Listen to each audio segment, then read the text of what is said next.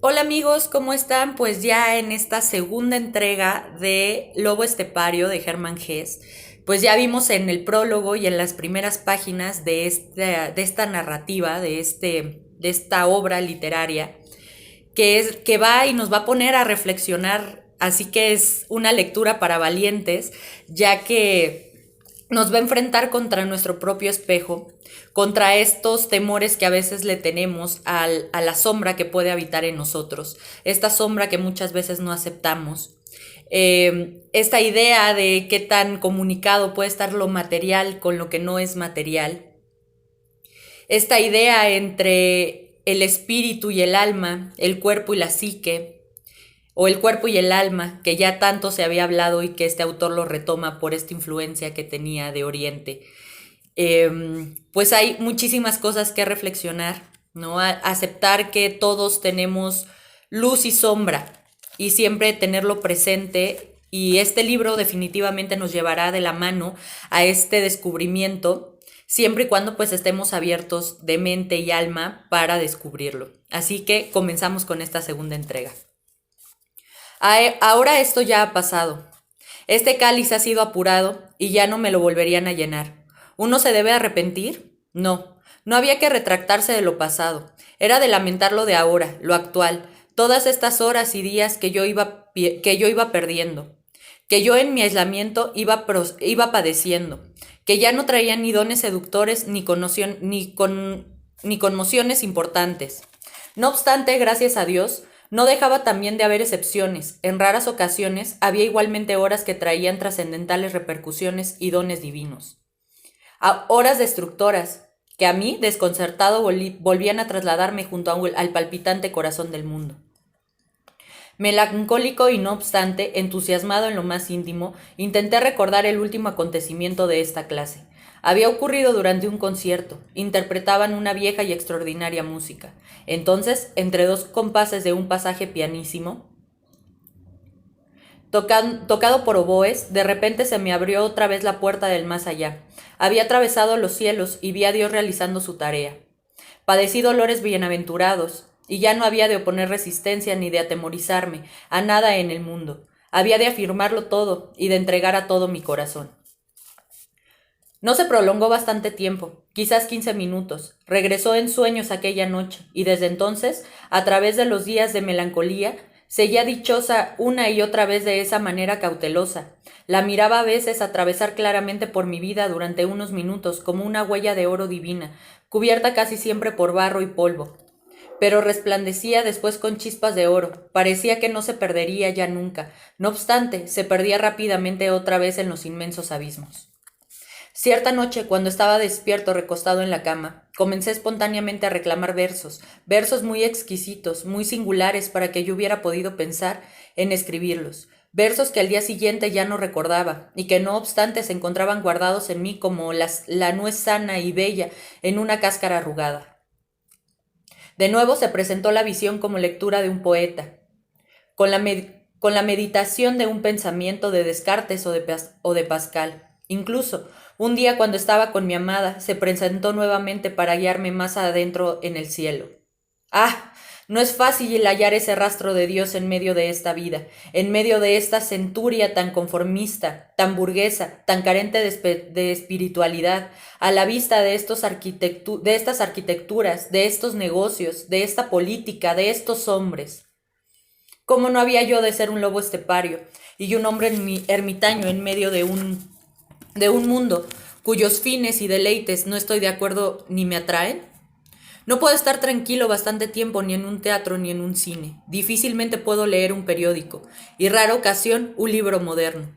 No puedo entender qué clase de deleite y placer persiguen los hombres en los hoteles y en los ferrocarriles completamente colmados, en los cafés atestados de personas que escuchan una música aburrida y densa, en los bares y en las varietés de lujosas ciudades, en las exposiciones internacionales, en las carreras, en las conferencias para los necesitados de cultura, en los enormes sitios donde se practican deportes.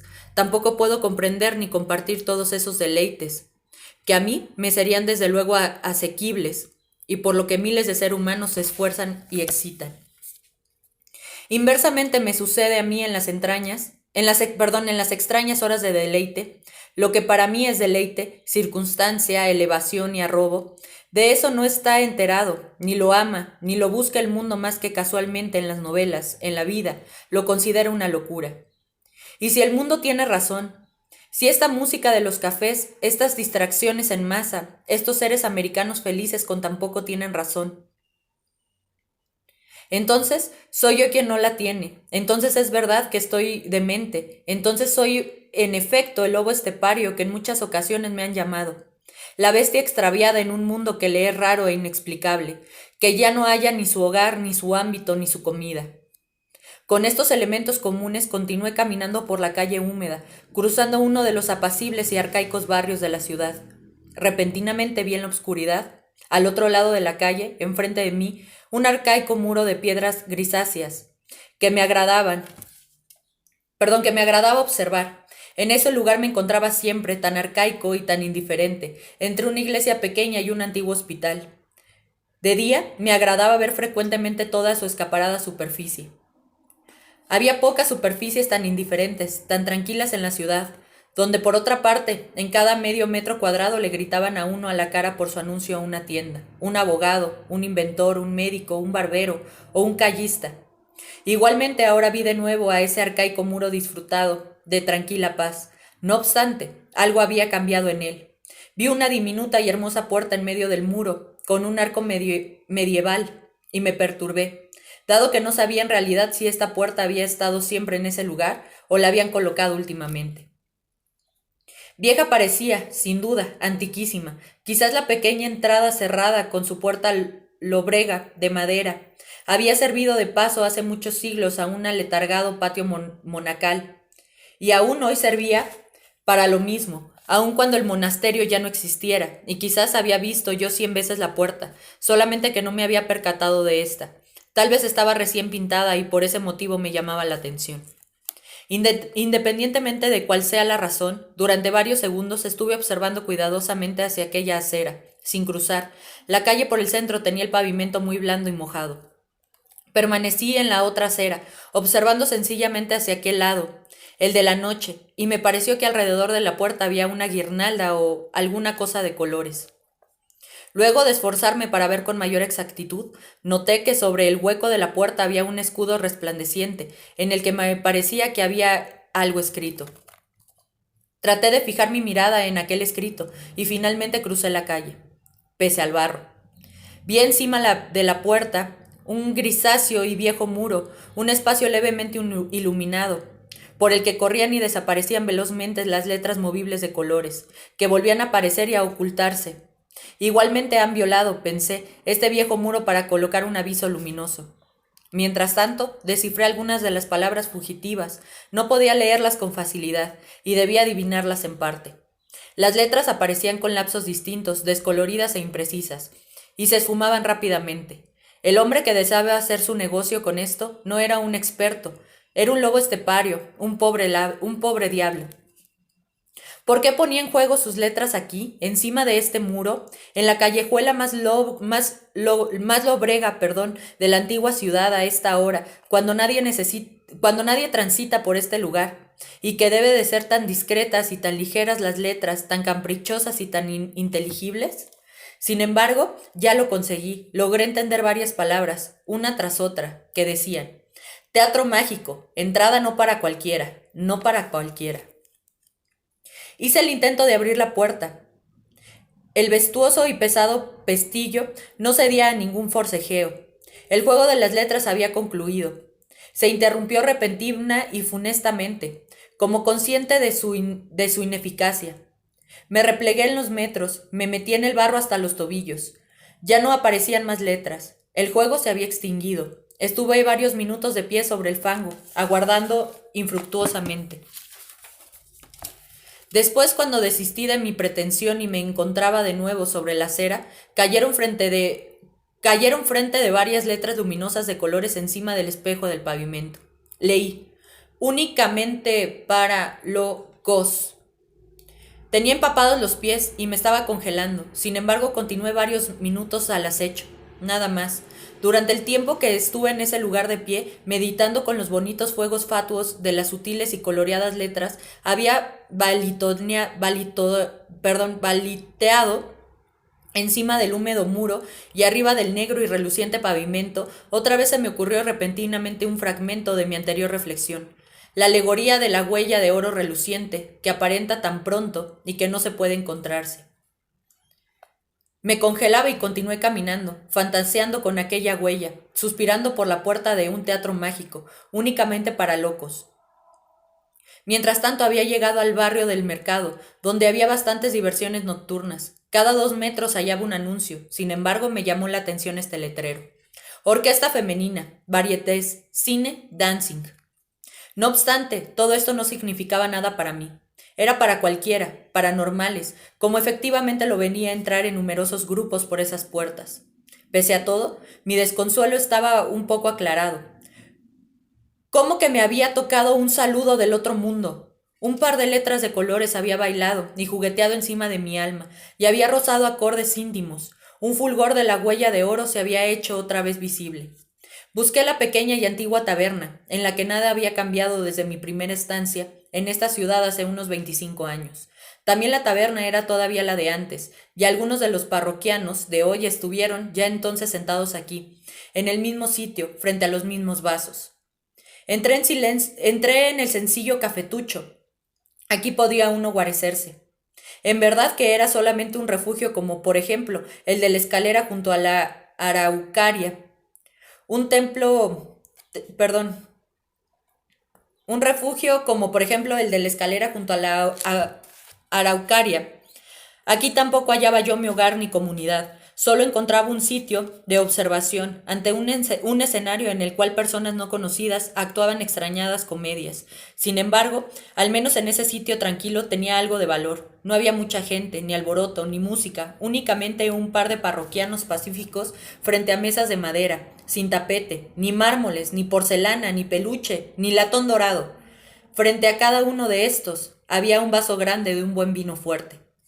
Tal vez ese par de individuos eran verdaderos filisteos y tenían en sus casas, en sus viviendas de filisteos, míseros altares con ídolos de buen conformar. Tal vez igualmente eran mozos solitarios y aventureros como yo, pacíficos y pensativos bebedores, de tortuosos ideales, lobo de la estepa, y pobres diablos, yo no sabía.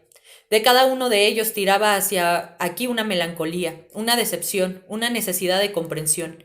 El casado buscaba el ambiente de su periodo de soltero, el veterano funcionario, la remembranza de sus años de estudiante. Todos ellos eran muy huraños y todos eran bebedores y preferían lo mismo que yo estar aquí sentados frente a medio litro de vino de Alsacia y escuchar una orquesta de señoritas.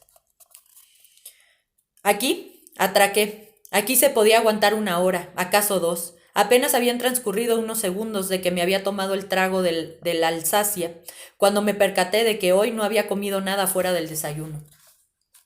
Es sorprendente conocer todo lo que aquel ser humano puede devorar. Durante unos 10 minutos estuve leyendo un periódico, permitiendo penetrar a través de los ojos el espíritu de un sujeto irresponsable, que mosca las palabras de otro, pero las vomita sin digerir. Esto engullí, toda una columna entera, y después tragué una gran porción de hígado, arrancado del cuerpo de una ternera sacrificada. ¡Extraordinario! Lo mejor era el alsaciano. No me agradan los vinos fuertes, fogosos, por lo menos no son para todos los días, vinos que atraen con exquisita delicia y sabores muy especiales. Prefiero ordinariamente vinos de la tierra muy puros, ligeros, moderados, sin nombre especial. Se puede tolerar mucho de estos vinos y tienen un sabor tan agradable a campo, a tierra, a cielo y a bosque. La mejor de todas las comidas es un vaso de vino de Alsacia y un pedazo de un exquisito pan. Ya había comido un trozo de hígado, deleite muy especial para mí, que era una rara ocasión como carne, y tenía delante el segundo vaso. Igualmente esto era extraordinario, que en verdes valles de alguna región buenas personas corpulentas cultivaran vides y se sacaran vino. para que en todo el mundo, muy distante de ellos, algunos ciudadanos decepcionados y que beben en silencio, algunos incorregibles lobos esteparios pudieran sorber en sus vasos un poco de confianza y de alegría. Y por mí, que continúe siendo muy fascinante. Me encontraba muy bien, cantaba, regresaba el buen humor. Respecto a la ensalada de palabras de la crónica del periódico, me salió tardía una carcajada liberadora, y súbitamente me acordé de la olvidada canción de aquellos exquisitos compases de los oboes. Como una diminuta y brillante esfera de jabón, la sentí subir dentro de mí, resplandecer, destellar policromo, y pequeño el mundo entero, y romperse otra vez delicadamente. Si había sido posible que esta pequeña melodía celestial echara enigmáticamente raíces en mi alma y un día dentro de mí se hiciera brotar una seductora flor con todos los majestuosos tonos, ¿podía estar yo irremediablemente perdido? Y pese a que yo fuera una bestia feroz, imposibilitada para entender el mundo que me rodea, no dejaba de haber un sentido en mi existencia insensata. Algo dentro de mí respondía, era receptor de llamadas de distantes mundos superiores. En mi mente bullían mil imágenes, coros de ángeles de Giotto, de una menuda cápsula azul, en una iglesia de Padua, y junto a ellos iban Hamlet y Ofelia, aureolada con flores, hermosas imágenes de toda la amargura y de toda incomprensión en el mundo. Allí se encontraba en el globo ardiendo el astronauta llanoso y tocaba la trompeta. Attila Schmelzle llevaba en su mano un sombrero nuevo. El Borobadur hacía saltar una montaña una montaña de esculturas. Y pese a que todas esas hermosas imágenes habitaban igualmente en otro millar de corazones, aún quedaban otras 10.000 imágenes y cantos no conocidos, para los cuales solamente dentro de mi ser había un asilo, unos ojos que los obraban, unos oídos que los atendieran. El antiguo muro del hospital con el vestuoso color grisáceo, mugriento y arruinado, en cuyas hendiduras y escombros podía uno imaginarse cientos de frescos. ¿Quién se ponía a tono con él? ¿Quién penetraba en su espíritu? ¿Quién lo amaba? ¿Quién lo notaba el encanto de los colores en su dulce agonía? Los primitivos libros de los monjes, con las miniaturas sutilmente fulgurantes, y los libros olvidados por su pueblo de los poetas alemanes de hace 100 y 200 años, todos los volúmenes deteriorados por la humanidad y los impresos y manuscritos de los músicos antiguos, las rígidas y pálidas hojas de notas que petrificados sueños de armonías. ¿Quién escuchaba sus voces espirituales, turancecas y melancólicas? ¿Quién llevaba el corazón lleno de su espíritu y de su encanto a través de una edad tan diferente y tan lejana a ellos? ¿Quién recordaba aún ese diminuto y rígido ciprés que erigía en lo más elevado del mundo de la montaña, encima del Gubió, rajado por una gran piedra que se sorprendió? ¿Quién se acuerda de ese pequeño árbol empecinado a vivir hasta aquel punto de echar una nueva copa sencilla y aromática? ¿Quién hacía justicia a la esmerada señora del primer piso y su brillante aracauria? ¿Quién leía por la noche encima de las aguas del Rin lo que dejaba escrito en el cielo las nubes viajeras? Era el lobo estepario. ¿Y quién busca entre los restos de la propia vida el sentido que se había llevado el viento? ¿Quién sufría lo supuestamente absurdo y vivía lo aparentemente loco? Y aguardaba misteriosamente incluso el último caos errante revelación y proximidad de Dios. Retiré mi vaso, que la cantinera quería llenar otra vez, y me paré. Ya no era necesario tomar más vino. La huella de oro había centellado. Me había obligado a recordar lo perpetuo, a Mozart y a las estrellas. Podía volver a respirar una hora, podía vivir y podía existir. No necesitaba soportar las torturas, ni tener pavor, ni avergonzarme. La sutil y delicada lluvia que incrementaba al álgido viento tremaba alrededor de los faroles y resplandecía con gélido centello. Cuando salía a la calle solitaria ya, ¿a dónde me encaminaría ahora? Si en aquel momento hubiera contado con una varita de virtud, se me hubiera presentado al momento un diminuto y hermoso salón al estilo Luis XVI, donde un par de excelentes músicos me hubieran interpretado 2 o 3 temas de Handel o de Mozart. Para una cosa así tenía mi espíritu dispuesto en aquel momento, y me hubiera absorbido la música noble y tranquila, con los, como los dioses deben de elixir. Perdón, como los dioses beben el elixir.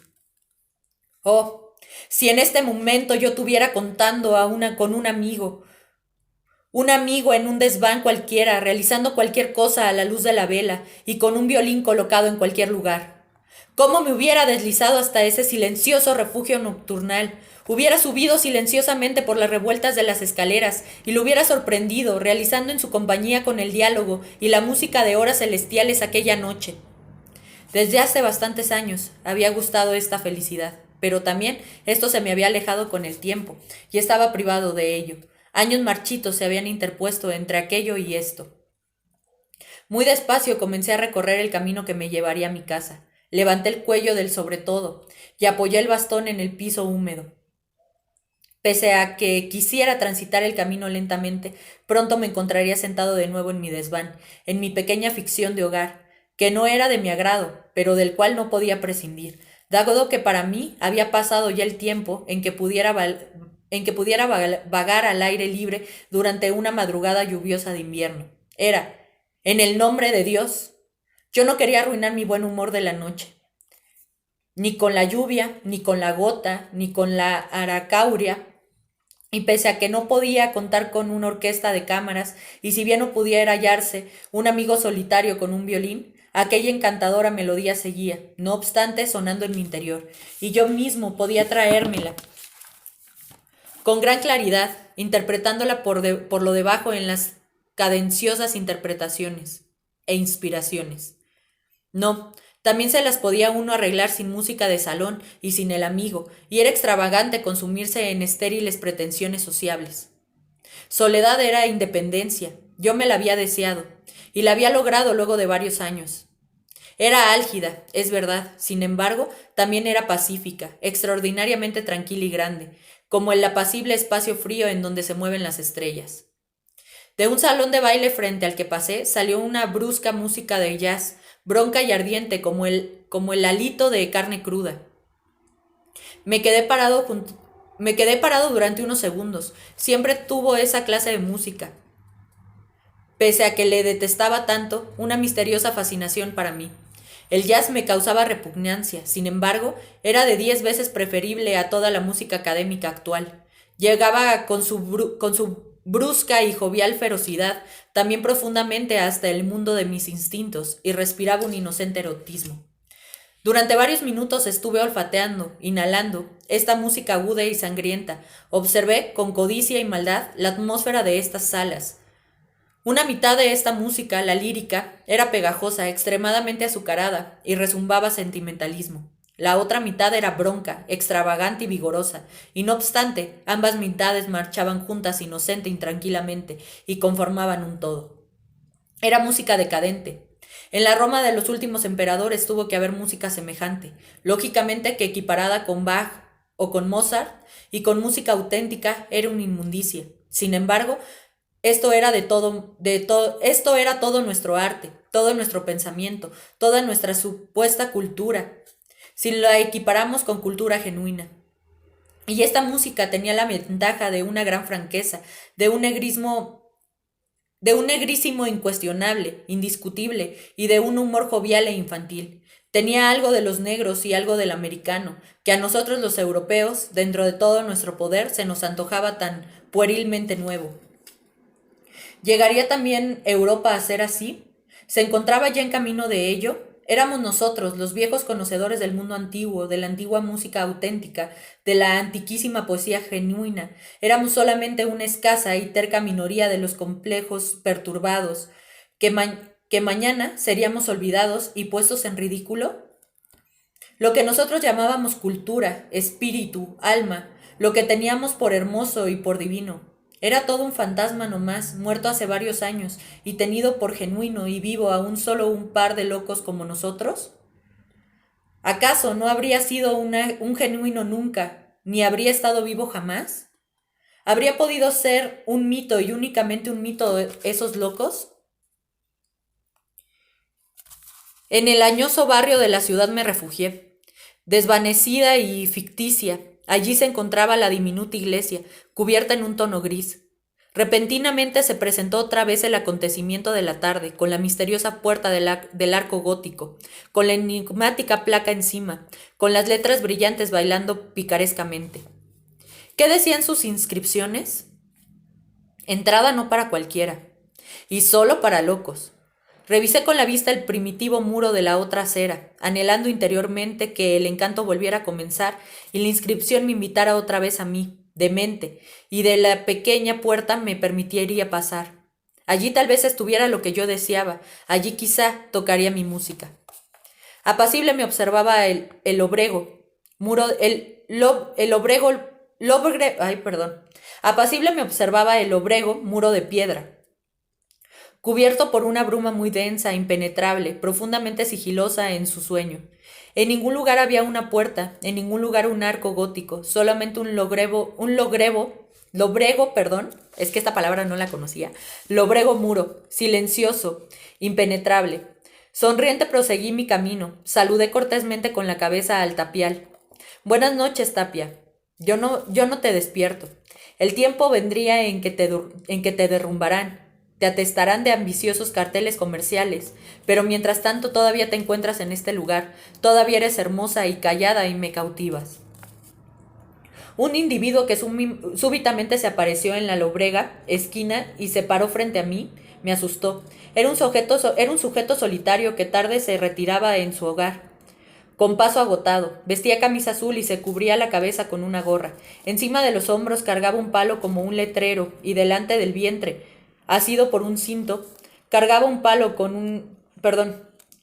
asido por un cinto portaba un cajón abierto, como acostumbraban llevarlo los vendedores en las ferias. Caminaba muy despacio delante de mí. No se volvió a mirarme, sino... Lo hubiera saludado y le hubiera obsequiado un cigarrillo. A la luz del primer farol procuré leer su cartel, que prendía del palo, pero como se iba balanceando no pude descifrar nada. Entonces lo llamé y le supliqué que me permitiera leer el cartel. Se quedó parado y mantuvo el asta un poco más derecha. En aquel momento pude leer varias vacilantes e inseguras. Velada anarquista, teatro mágico, entrada no para cual... Lo he estado buscando, grité jubiloso. ¿Qué se realizará en esa velada? ¿Dónde? ¿Cuándo es? El individuo continuó su camino. No es para cualquiera, afirmó con indiferencia, con voz de sueño, y apresuró el paso. Ya había fatigado y anhelaba llegar lo más rápido posible a su casa. Aguardé, le grité mientras corría detrás de él. ¿Qué lleva usted en ese cajón? Le compraré algo. Sin detener su paso, introdujo su mano el hombre en el cajón. Instintivamente extrajo un diminuto folleto y me lo dio. Lo agarré y me lo embolsé. En tanto que me desabotonaba el abrigo para sacar dinero, se encaminó hacia la puerta cochera. La cerró tras sí y desapareció. En el patio todavía retumbaban sus pesados pasos, primero encima de la losa de piedra, luego ascendiendo una escalera de madera. Después ya no escuché nada. Repentinamente yo me sentí también muy fatigado y tuve la sensación de que era muy tarde y que a lo mejor sería llegar a casa. Corrí más aprisa y luego de cruzar la adormilada callejuela del suburbio, llegué a mi barrio de los ventuosos muros, donde habitan los empleados y los pequeños rentistas en humildes y limpias casas de alquiler, tras de un poco de pasto y de hiedra. Luego de cruzar la hiedra, el pasto y el pequeño abeto, me encontré frente a la puerta de mi casa, descubrí la cerradura, hallé la llave de la luz, me deslicé junto a las puertas de cristales, pasé frente a los armarios barnizados y junto a las macetas abrí la puerta de mi cuarto, mi pequeña apariencia de hogar, donde me aguardaban el sillón y la estufa, el tintero y la caja de pinturas. Novalis y Dostoyevsky, así como los otros, a los hombres reales, cuando regresan a su casa los esperan la madre o la mujer, los hijos, las criadas, los perros y los gatos. Luego de que me deslicé del mojado abrigo, toqué de nuevo el pequeño folleto, lo saqué, era mi cuadernillo mal impreso, en papel malo, como los cuadernos, el hombre que había nacido en enero, o el arte de hacerse en 8 días 20 años más joven. Después de que me acomodé en la butaca y me coloqué las gafas para leer, observé con admiración y con impresión de que de pronto se me abría de par en par la puerta del destino, el título de la cubierta del folleto de feria, Tracat de lobo estepario, no para cualquiera. Lo que sigue era el contenido del escrito que leí de un tirón, con tensión siempre creciente. Tracat del lobo estepario, no para cualquiera. Hace años me encontré a un sujeto llamado Harry, a quien también le daban el nombre de lobo estepario. Caminaba sobre sus 2 pies, llenaba vestidos, y era un hombre auténtico. Sin embargo, en el fondo, en realidad, un lobo estepario. Había aprendido bastante de lo que las personas con buen entendimiento pueden aprender, y era un hombre muy inteligente. Empero, no había aprendido a estar satisfecho de sí mismo y de su vida. Esto no pudo lograrlo. Tal vez eso se debía a que en lo más recóndito de su corazón sabía o creía saber que no era en verdad un ser humano, sino un lobo de la estepa, que discutían lo inteligentes acerca de si era en verdad un lobo, si en algún momento quizá antes de su nacimiento ya había sido convertido por un sortilegio de lobo en hombre, o si había nacido desde luego hombre, empero dotado del alma de un lobo estepario y poseído o dominado por ella. O por último, si esta creencia de ser un lobo solo era producto de su imaginación o de un estado patológico. No se podía descartar que sería posible, por ejemplo, que este individuo en su infancia hubiera sido brutal, indomable y desordenado, que sus educadores hubiesen intentado destruir en él a la bestia y justamente por ello hubieran hecho arraigar en su mente la idea de que en realidad era una bestia envuelta únicamente por una leve funda de educación y sentido común. Mucho e interesante podía decirse de esto, y hasta escribir libros acerca de este caso. Sin embargo, con ello no se prestaría servicio alguno al lobo estepario, dado que para él era totalmente indiferente que el lobo se hubiera introducido en su persona por arte de magia o mediante golpes, o que se tratara solamente de una fantasía de su espíritu. Lo que los demás pudieran pensar de esto, y aún lo que él pensara de ello, no tenía para el propio interesado, no lograría de ninguna manera expulsar al lobo de su persona. El lobo estepario tenía por lo tanto 2 naturalezas, una humana y otra lobuna. Ese era su destino. Y puede ser asimismo que ese destino no sea tan particular y extraño.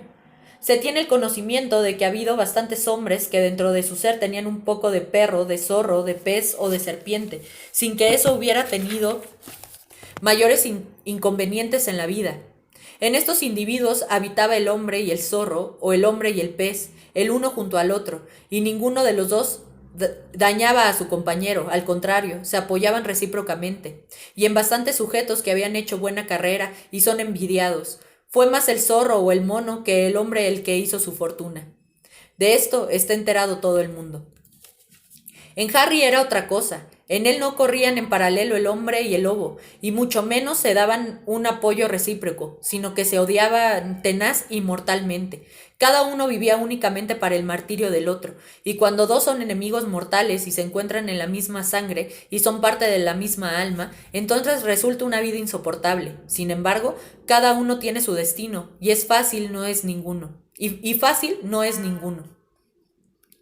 Como todos los seres mixtos, el lobo estepario vivía lógicamente unas veces como lobo, otras veces como hombre. Sin embargo, cuando era lobo, el hombre en su interior se encontraba en acecho, mirando, enjuiciando y criticando, y en los periodos que era hombre hacia el lobo, en los periodos que era hombre hacia el lobo mismo. Por ejemplo, cuando Harry en su calidad de hombre tenía un magnífico pensamiento o experimentaba una sensación noble y delicada o realizaba una de las llamadas buenas acciones, entonces el lobo que se encontraba en su interior mostraba los dientes, se carcajeaba y le enseñaba con sanguinaria ironía cuán absurdo le resultaba toda esta distinguida farsa a un lobo de estepa. A un lobo que en su corazón tenía perfecta conciencia de lo que le sentaba bien, que era correr solitario por las estepas, beber a ratos sangre o cazar una loba. Y desde el punto de vista del lobo, toda acción humana tiene entonces que resultar pavorosamente irrisoria y extravagante, insensata e inútil. No obstante, lo mismo sucedía cuando Harry se sentía solo y actuaba como tal, cuando le mostraba los dientes a los demás, cuando respiraba rencor hacia todos los hombres y a sus costumbres fingidas y desalmadas. Entonces se ponía en acecho en él justamente la parte de hombre que llevaba, lo llamaba animal y bestia, y le echaba a perder y lo pervertía toda su satisfacción en su naturaleza de lobo. simple, bestial y llena de salud. De esta manera se encontraban las cosas con el lobo estepario. No es difícil imaginarse que Harry no llevaba justamente una vida agradable y dichosa. Sin embargo, con esto no se quiere afirmar que era un desgraciado, en una medida muy singular, pese a que a él mismo así lo considera, como todo individuo que cree que los sufrimientos que le han tocado vivir son los mayores del mundo. Esto no debiera asegurarse de ninguna persona. Y bueno, vamos a dejar hasta aquí la lectura del día de hoy. Espero y les haya gustado. Está súper interesante estas almas que se sienten un poco malentendidas o no se sienten entendidas, se encuentran en un momento, en un grupo que de nuevo puede ayudarles a ser como fue este escrito acerca de Harry, que no se concebía como este objeto completo, como esta bestia y este hombre, que al final estos somos y hay que comprenderlo, hay que conocerlo, aceptarlo y abrazarlo, para así sacar a la bestia cuando sea necesario y al hombre cuando lo requiera la sociedad. Y pues muchas gracias, nos estamos viendo para la siguiente entrega.